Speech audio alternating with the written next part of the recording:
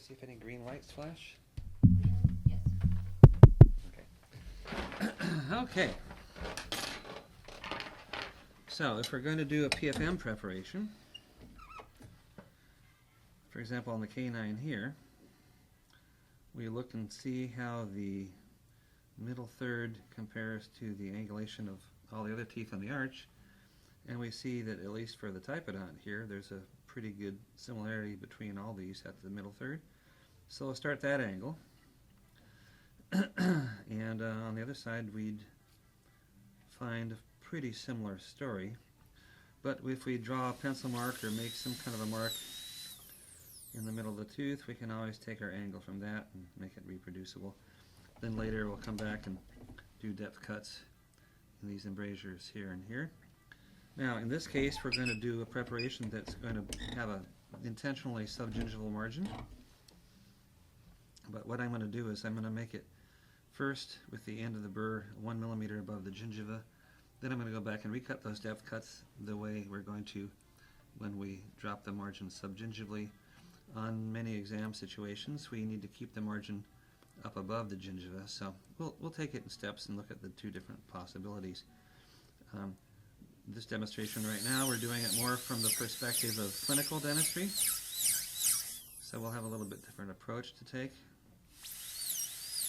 Okay, so I can make a depth cut, millimeter above the gingiva. So the burr goes all the way? Yeah, The and end of I'm the burr? actually going to pull it up a little bit, so it cuts a groove that goes all the way down, from here all the way down, straight side all the way down. It's not quite tall enough on this tooth to cut without pulling it up a little bit. Okay. Look down this way, and we don't have quite a millimeter of axial reduction at the gingival margin yet. We have a ball burnisher over here. So if we were 1 millimeter from the gingiva, we're about 0.8 or 0.7 millimeters axial reduction at the shoulder. So we'll come back and do a little bit more. Keep checking the angle.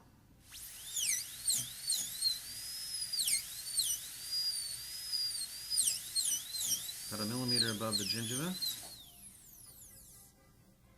Okay, so that's a reasonable axial reduction at this point. Now, maybe about 0.9. Anyway, as I'm going to talk a little bit about where this is now, and then we're going to lower it down to the level of the gingiva to intentionally place a subgingival margin in a few minutes. Okay, over here, here's the axis of the tooth. Lean the burr toward the axis. And we'll cut in again, and I'm still keeping the end of the burr 1 millimeter above the gingiva.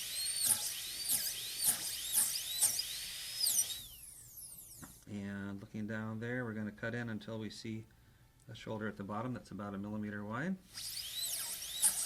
This burr is 1.2, so it'll be somewhat less than the diameter of the burr. Do the same thing over here on this side.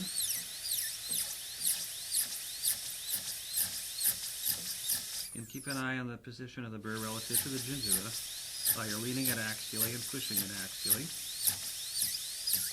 And don't hold the burr too long against the tooth or it'll burn. It'll get too hot. Okay, so we should see that these grooves are leaning toward each other and that basically all these grooves are converging. But remember, the facial taper is determined by the adjacent tooth or whatever tooth we want to compare the crown to when the laboratory makes the final crown. Okay, now in a situation I'm going to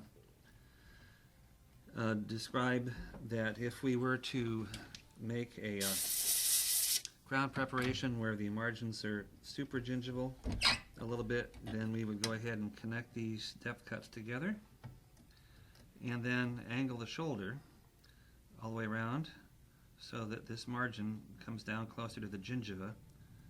And if we end up a few tenths of a millimeter above the gingiva, that's okay as far as an exam on a typodont is concerned. But in real life, we're going to go gingivally farther than that, so the margin's is hidden underneath the gingiva there. So what I'm going to do is, before I connect these three areas together, I'm going to drop the depth cuts a little, right down to the level of the gingiva, When I connect them together, I'll keep the shoulder at the level of the gingiva all the way around as the next step of a more clinically related preparation. Okay, so here's the taper.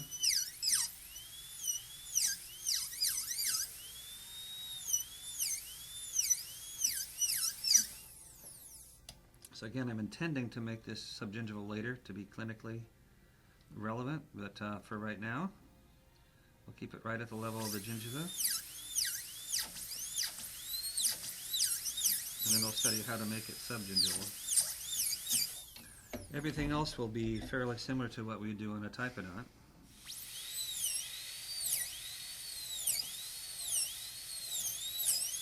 Now, a lot of people make this mistake when they're doing a typodont preparation, and that's not a good thing to do, because it requires that the margin go subgingival when you angle the shoulder. But we have a reason for doing this now, because we're going to do something that's clinically related. Okay. So get the axe reduction you want at the bottom of each of those grooves, while you keep the grooves right at the level of the gingiva. Now we're going to start connecting together. So you can take this angle and start cutting in between. And eventually, of course, we're going to join the taper with the facial, the taper that we had on the facial, and try to keep the shoulder uniform in between, and of course at the same level relative to the gingiva all the way in between. In this case, it means right at the level of the gingiva. Okay, so here's the taper that we wanted for the facial part. So bring that around this way. And then we change the taper a little bit as we're coming around the corner so that it joins the taper that we had on the depth cut in the embrasure. Now we still need to go deeper axially all the way along here, don't we?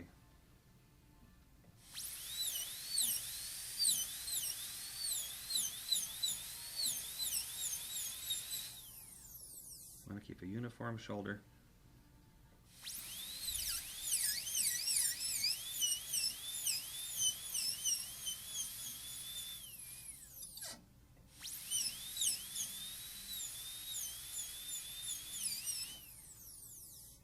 Okay, so getting more uniform right now. Let's blow a little air on here.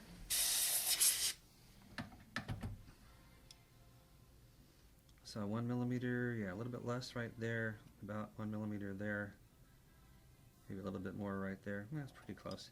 Anyway, want to keep it uniform and tapered appropriately, and right at the gingiva for this particular application that we're doing right now. And then we can double check the angle again and start reducing here.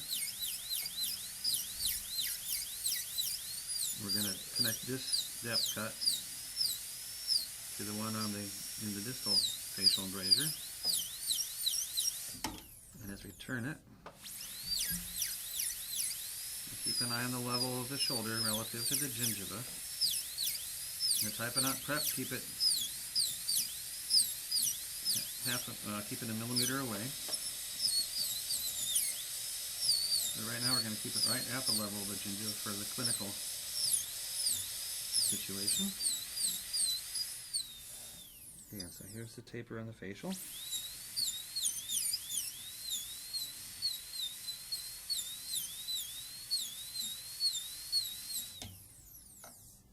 And again, looking down this way, we'll determine how uniform the shoulder is as we go.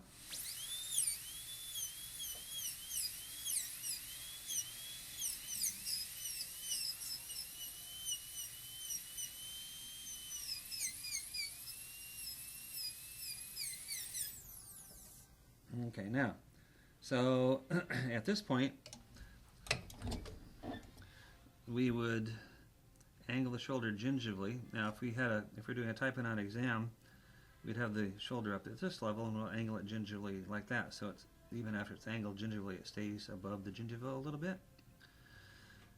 But now we're going to actually extend the margin. We're going to drop the shoulder gingivally and also angle it. And I'm going to use a stick to do that. an orange wood stick such as is found in any beauty salon. And we're going to extend the shoulder gingivally.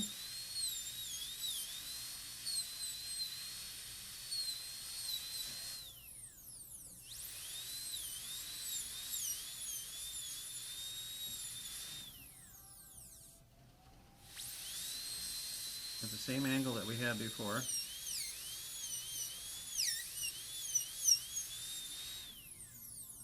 I haven't angled it gingerly yet.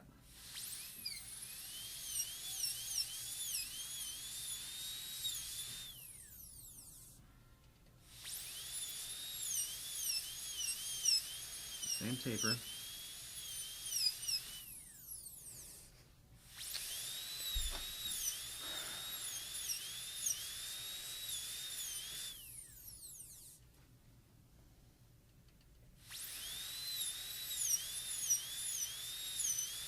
We're basically going down to the gingiva again, but with the gingiva held down farther. Now let's see what it looks like in the mirror. I lost my mirror. Oh, there it is. Okay.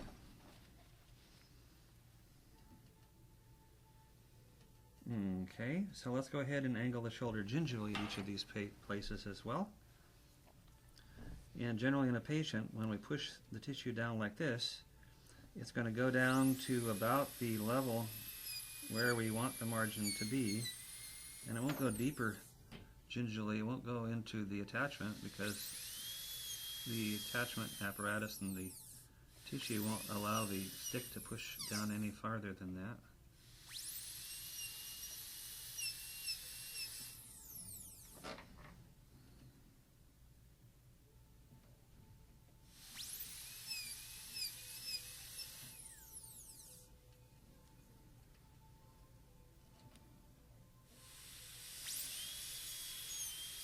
You might even cut into the stick a little bit. That's okay too.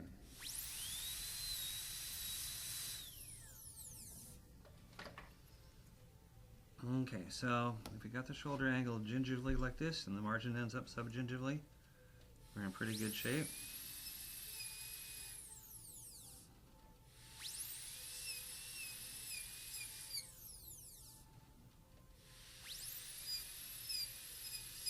I'll try to keep the margin as well defined as possible.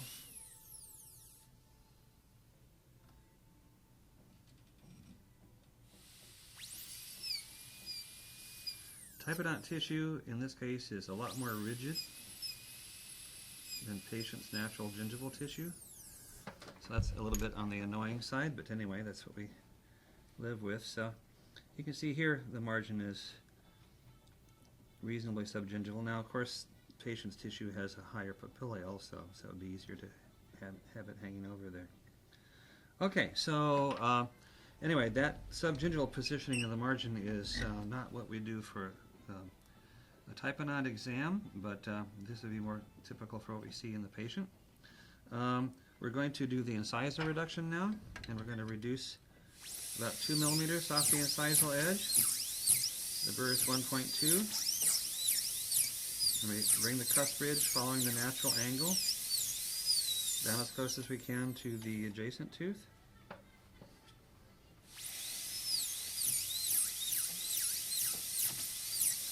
I'm going to angle it downward toward the palate also.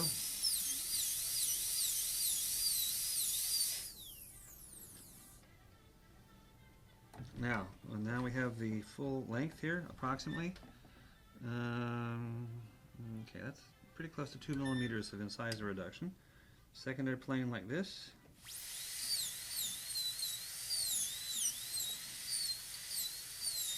Two-thirds like that, little bevel. We don't have to worry about that too much yet. Now we're going to do the chamfer on the lingual. Now, you can look along the lingual surface by direct vision a little bit. You can see about this much of the lingual surface. And that's about all you'd better prep without using the mirror, because the rest of it you're always going to have to look along the wall, and you can't see along the wall anyplace else without using the mirror. Now I'll go ahead and cut into the lingual embrasure. We'll switch burrs to cut through the possible contact here, but we'll try to make sure we keep a uniform chamfer and a uniform taper as much as we can.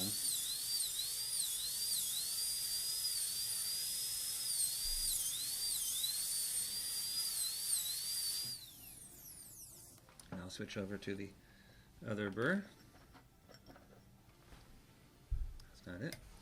Sorry, is this it? There we go.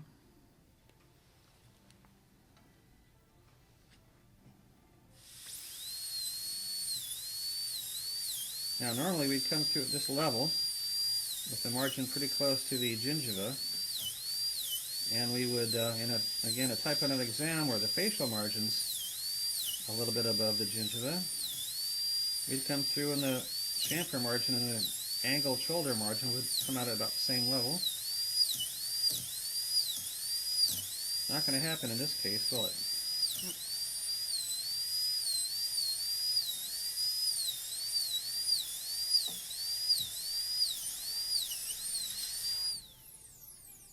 Okay, so now in order to bring this through, I'll take my stick again.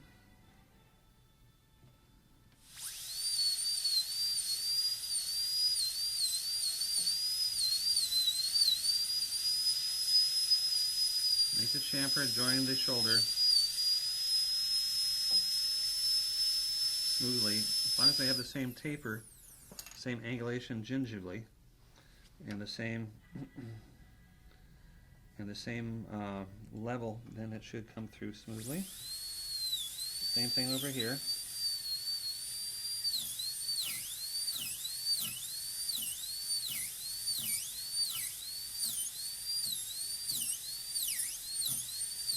So I'll stay very close to the gingiva, knowing I'm going to have to cross over.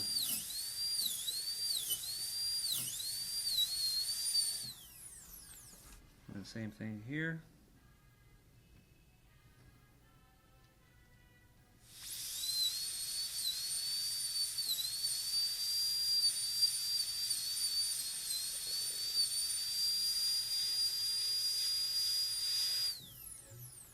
Okay, so I've got the margin about at the gingival level and where the chamfer is, and then we're dropping subgingivally as we come around onto the shoulder. And I'm going to taper a little bit more right here.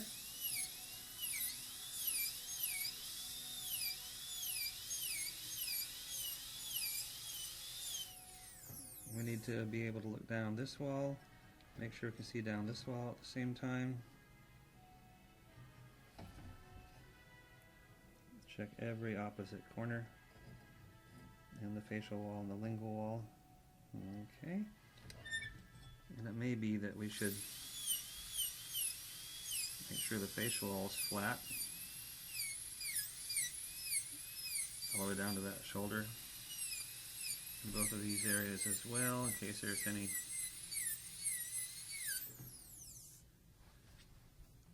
change of angle around through there.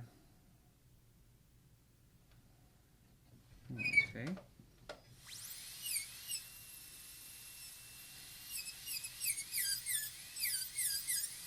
Yeah, you know, this is a good time to come back and just double check.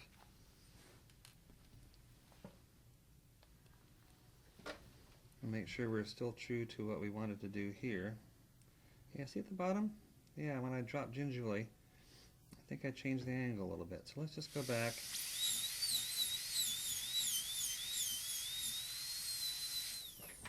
Recut that a little bit. Make sure we get a nice flat wall all the way around.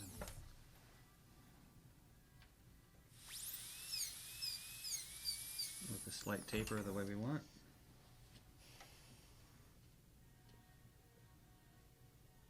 Okay, now we have to do the lingual reduction. And I'm going to use a football diamond to start with, and we're going to have a ridge ultimately up the lingual surface right here from the cingulum to the incisal edge. And we'll originally just sort of cut right on top of where that ridge is to make sure you have enough reduction at the ridge. Concave from the cingulum up to the incisal edge. And we'll save 1.5 millimeters or maybe 2 millimeters of height here, and we'll save 1 millimeter of width on the incisal edge. Then we'll reduce down the marginal ridge from the incisal edge. Same thing over here. Concave from the incisal edge down to the cingulum on each of these marginal ridges. And then in between, we'll reduce, maintaining 1 millimeter width of the incisal edge, and maintaining the height of the wall at the cingulum. Back and forth from the lingual ridge to the marginal ridge on each side. We'll create a little bit of a concavity. And then we'll use a larger football burr, which is here.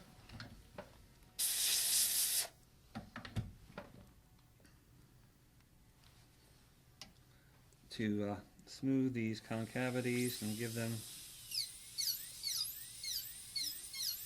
a more uniform shape than we can do with a smaller burr. You don't really need to remove the diamond scratches on any of these preps, but it's nice to do it on the lingual surface of these anterior teeth. We can even smooth the incisal edge a little bit.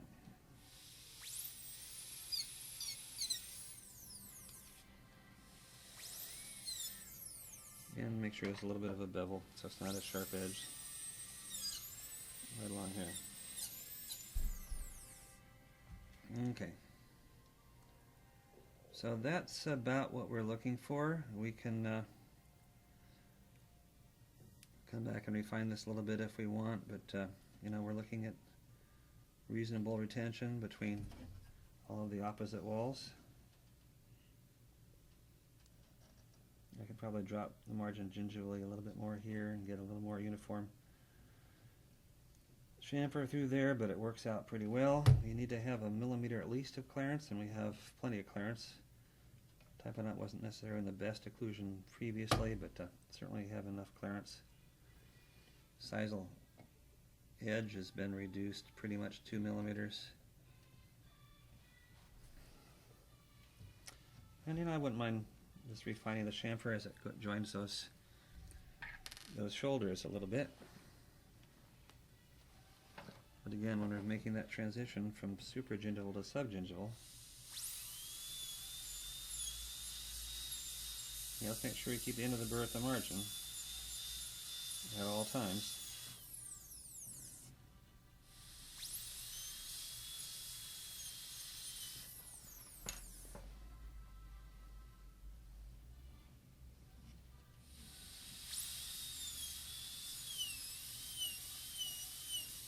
Now, if we were to take this prep and make a full ceramic prep out of it,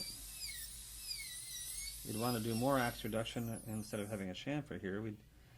We'd increase the axe reduction there and make either a heavy chamfer or a angled shoulder with a slightly rounded internal line angle, which is just saying the same thing. But anyway, that gets us pretty close to where we want to be. Except for, I did change the taper on that facial, didn't I? I corrected that a little bit. You know what I forgot to do? If this is the taper that I want, we need to make sure there's always a secondary plane up there if we don't over taper. Looks like I need to get that secondary plane back in there again. Then we'll take off the sharp edge. Now it looks like it's fitting the shapes of the other teeth, and the laboratory will be able to do a better job. Okay.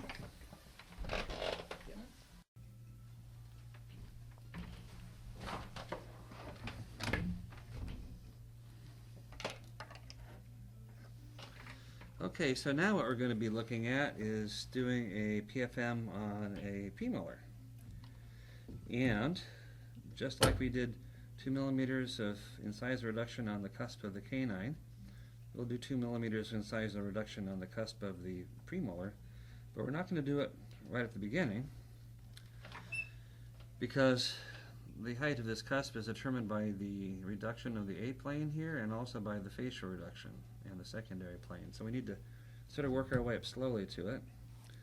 We're going to reduce the A-plane kind of temporarily, like we're doing a maxillary full gold crown. We're not going to worry about the clearance particularly. We're going to make a nice central groove that's got some reasonable reduction. Come close to the adjacent tooth. You might want to make a ridge here that's positioned pretty much between the two opposing teeth in order to get uniform clearance.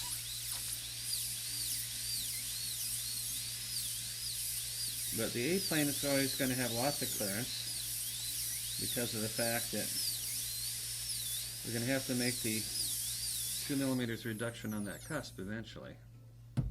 So we'll have a lot more clearance than this probably before we get going too far, but this will be a temporary reduction on that A-plane.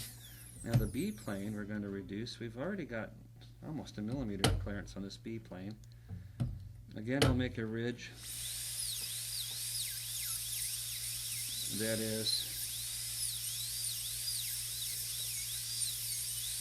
positioned between the two opposing teeth,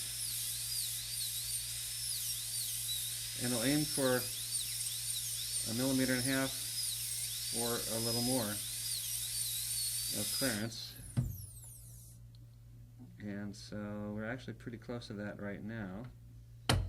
Then we're going to make a nice C-plane that starts here and goes all the way around the lingual cusp. The clearance in the C-plane is not necessarily something we worry too much about, because if we reduce it reasonably, we're going to have plenty of clearance. And of course, with the opposing tooth having a very little, very tiny distal lingual cusp, we don't have to worry about it too much. By the way, I just noticed the tooth number 20 is actually backwards on this type of knot. So anyway, the occlusion isn't all that great anyway, but we're going to still try to aim for getting about 1.5 millimeters or a little bit more of clearance on the B-plane on both sides of that ridge. Normally, fairly equally, we've got about 1.5 millimeters on the mesial side right now, and probably if we changed number 20, which I think we're going to do right now, we'll probably end up with about the same on the distal side over here. C-plane, we just want to make sure we're not under-reduced, but there's not too much occlusion on this area. We want to make sure you have about the right angle and about the right size compared to the B-plane. Then we'll be off to a pretty good start.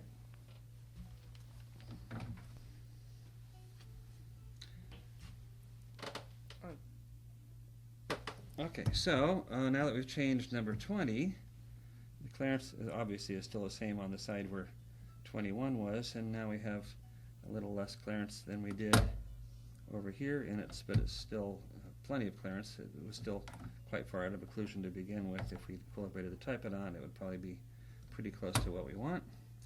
Anyway, now that we have the occlusion, the functional cusp is done, the facial cusp is temporarily done. We're going to do the facial reduction, same as usual, matching the middle third of the tooth that we're going to compare it to.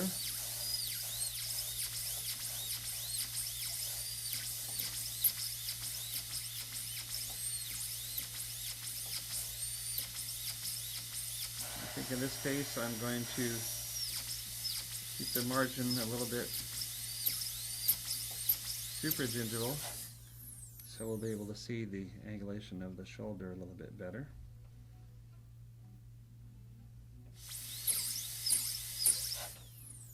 Okay, so there's our depth cut in the mid-facial. So lean it axially, push it axially, keep it 1 millimeter above the gingiva.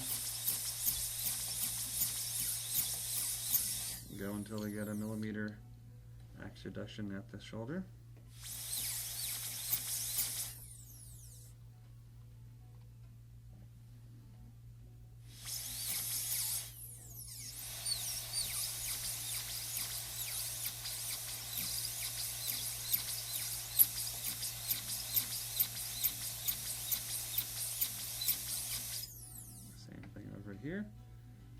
this is all just like we've been doing.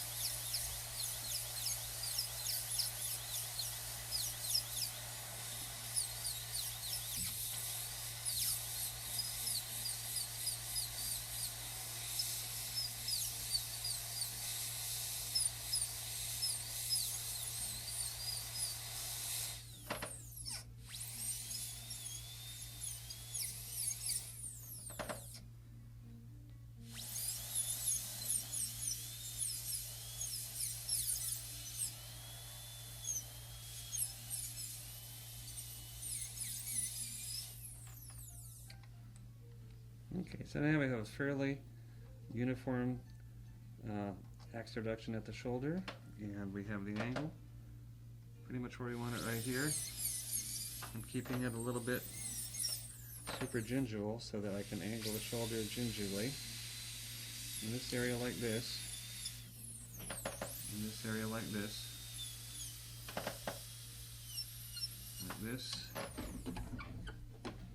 and over here like this.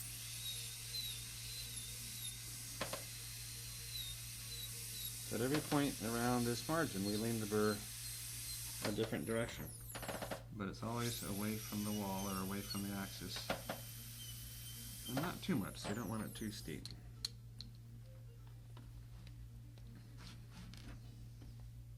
Now I'll just go ahead and use an 877 for everything else.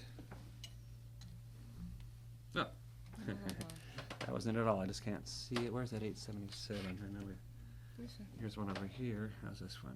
We'll use 877 instead. There we go.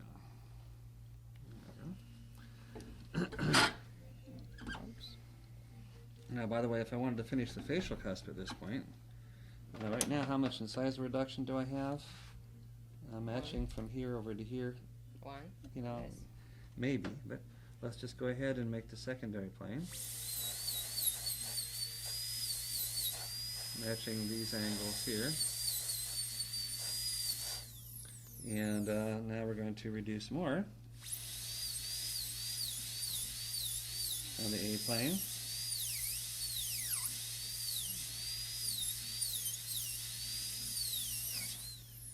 Until we're going to have about 2 millimeters of reduction. Need to reduce even more, and we'll make it a little bit more horizontal.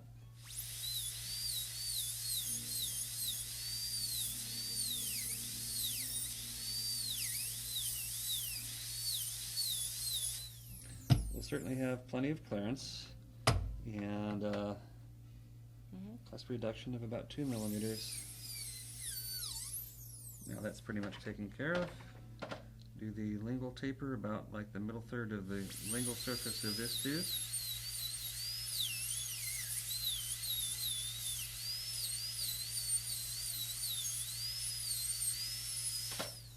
You can't do very much by direct vision, of course. So I'll come back, and this is a little easier than the molar. So I'm looking pretty horizontally at it. I know where I am gingivally. And I'm going to have to get pretty close to the gingiva. But this area is not as bad as some in terms of coming through the adjacent contact.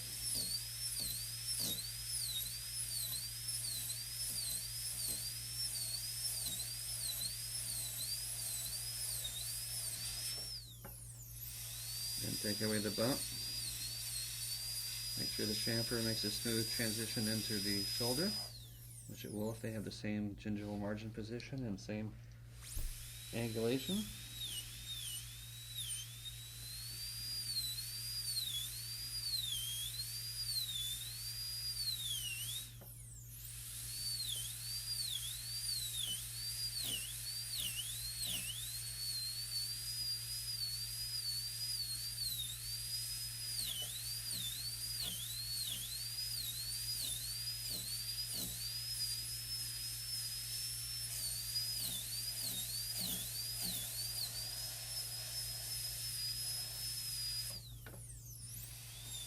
Take away the bump. Make the chamfer join the shoulder smoothly.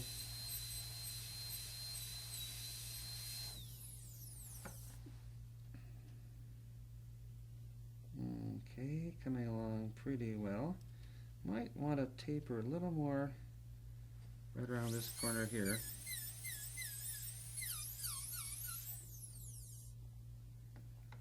Make sure when you look down here, see the facial wall.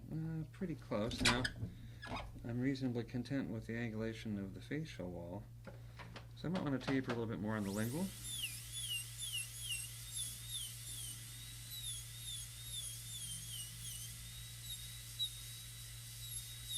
And of course, I'll do a secondary plane on the lingual too, as you see that big part bumping out there. Now the C-plane will come down and cross the marginal ridge, join the facial bevel on both sides.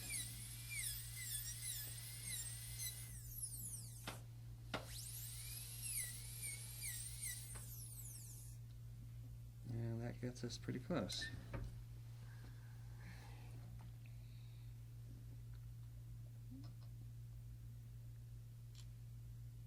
Okay, so that gives us enough draw, enough axe reduction at the shoulder. And margins are pretty uniform all the way around, so that's about all we need to do for the premolar.